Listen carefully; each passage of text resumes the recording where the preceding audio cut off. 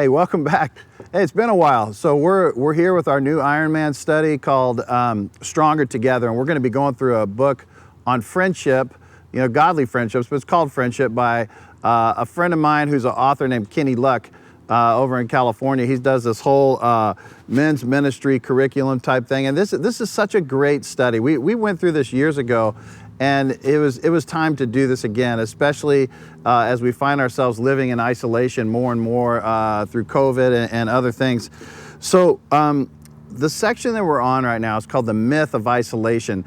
And I want to just kind of go through just a few things about how bad living in isolation actually is for us as Christian men. See, the number one dilemma for Christian men these days and over time has been living in isolation. More than any other time in history right now, men feel more isolated than they ever have. Add that on top of the coronavirus and people working from home, not being around other people and all that kind of stuff.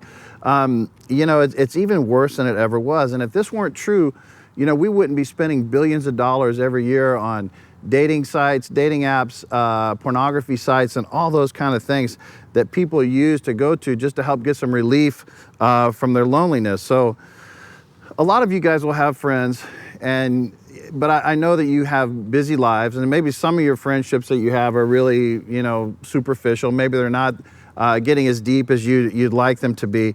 But we're just not connected as men for the right kind of purposes as probably we ought to be. Some of the loneliest people in the world live in big cities. You don't have to be around, you don't have to be alone to be lonely.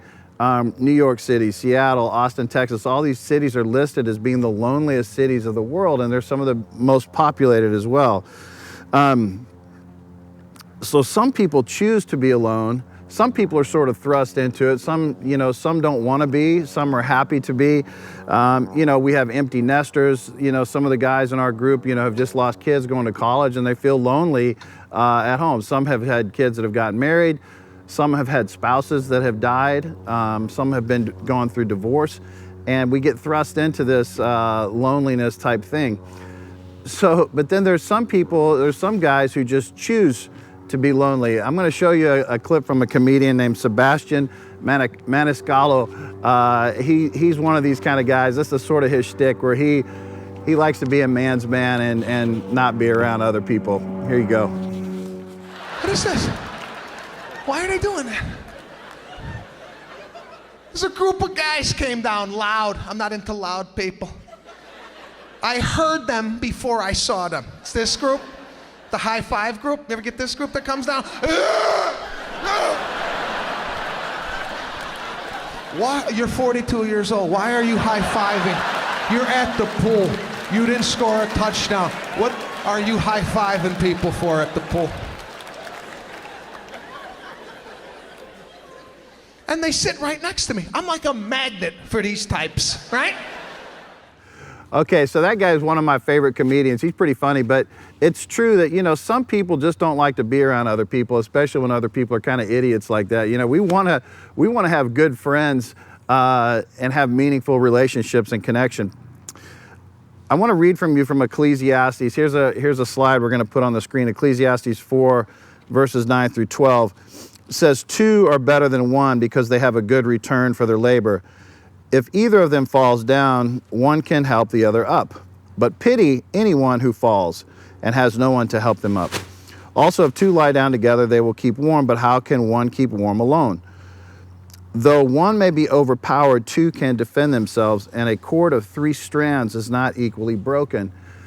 And as we read that, there's a couple of things I want to notice that, 2 is good, but 3 is even better at the end. So I'm not saying you should have a huge friends group. If you do, that's great. But all of us should have an inner circle of friends that we can connect with, that we're in constant communication with, that will encourage us, that will sharpen us, and all those kind of things. But he talks about pity. Why does he use the word pity? Pity the man who falls down and has no one to help him up. So we're talking about a physical fall, we're talking about an injury, but we're also talking about a spiritual fall or a moral failure. If somebody has fallen, you're going to have people that will come around, you're going to have friends that will come around and help you back up. And that's a good thing. All of us need those kind of guys. So yes, we are all going to fall at some point, but pity the person who doesn't have any kind of support group around him. We like to admire guys in the movies in Hollywood. We'll go back to the old days of Clint Eastwood and High Plains Drifter and the outlaw Josie Wales and some of those kind of movies. You go way back and you got John Wayne and those guys, and you know, all they really needed in those movies was just their horse. You know, they didn't need any other friends. Sometimes they traveled around with a group or a posse or whatever, but for the most part, we admire the strong, silent, tough type of guys. But that's not really what God has intended for us. And I want to read from 1 Peter 5:8. It says, "Be alert and of sober mind. Your enemy, the devil, prowls around like a roaring lion looking for someone to devour." So what is Satan's biggest preoccupation with men? And you know, how do predators pick off their prey? They do it, they isolate it, they take it one at a time, they remove it from the pack. So one of the things that Satan's preoccupied with is taking us down as men when we're alone, one at a time, when you're traveling, when you're away from your group of friends, okay, who can lift you up and support you. On Sunday night, we had our men's worship night, which was fantastic. We had 80 guys in there eating, and then after that, you know, talking, and then we sang a bunch of songs that Josh led us in, and it was such a great time of just strengthening our friendships and getting our mind focused on God. And that's what Satan hates. He hates that kind of stuff where men are getting together and having deep and meaningful times together. So I want to ask you some questions. These are going to be some tricky questions for you. Not really necessarily tricky, but I want you to honestly ask yourself these questions. Are your friendships stretching you to greatness where it really counts? Okay, are your friendships stretching you? Are your friendships sharpening you spiritually? Like from Proverbs 27:17, as iron sharpens iron, so one man sharpens another, and we sharpen each other by giving friction. You don't sharpen somebody by just letting them go and letting them continue to do things. Sharpening comes from this kind of conflict, but in a good way. Do your friendships keep you out of the muddy waters of moral compromise? Or are your friendships taking you into the muddy waters of moral compromise? You know, what kind of friends do you have? Do you have friends that are leading you down the right path? And does your inner circle always tell you what you want to hear? Or are they honest enough to sometimes tell you what you need to hear? You know, what kind of friends do you have? What's your inner circle like? And the last question, which is really probably one of the most important, is do your friends know who you really are? You know, are you authentic with them? Are you honest with them? Do you act one way around them and then live privately another way? So the last question is this: what are the benefits of living in community versus what are the benefits of living in isolation? I'd like for you to think about that for a minute. If you're one of these kind of guys that likes to live isolated, you've chosen to live isolated, what are the benefits of that? Now, there are some benefits to living alone. I get that. Sometimes when my wife and kids go on a trip somewhere and I'm not able to go, I enjoy it, honestly, for like the first 3 or 4 days, and then after that, I'm kind of ready for them to come back. But there's a difference between living alone and living in isolation. I've got friends up here that are both divorced, and they're older gentlemen. They both live alone, but I wouldn't consider either one of these guys lonely. They're around up here a lot. They come up to the coffee shop, they hang out, they're involved in church, they come to our men's group, they play golf. I play golf with them. You know, they're not living in isolation. They're alone, but they're not lonely. Now, while we've been on our break for about the past 6 or 8 weeks or so, however long it's been, I've had a lot of guys come up to me and say, you know, I really miss our weekly meetings. You know, guys, when you get used to being around other Christian guys, you're going to crave it, you know, when you're not getting together like that. So I want to encourage you to find those 2 or 3 guys that you can get together with. You know, text throughout the day with them, something encouraging or something funny or whatever. Just continue to grow those kind of friendships.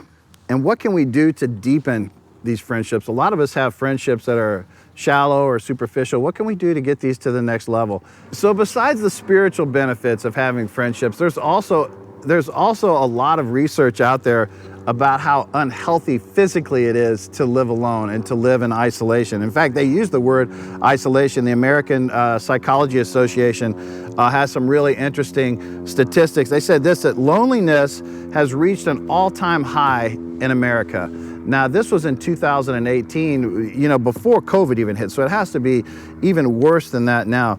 It says of the adults that were reported, 20,000 something they studied, 40% said they sometimes or always feel lonely and that their relationships don't have any kind of meaning. So that's a really high number.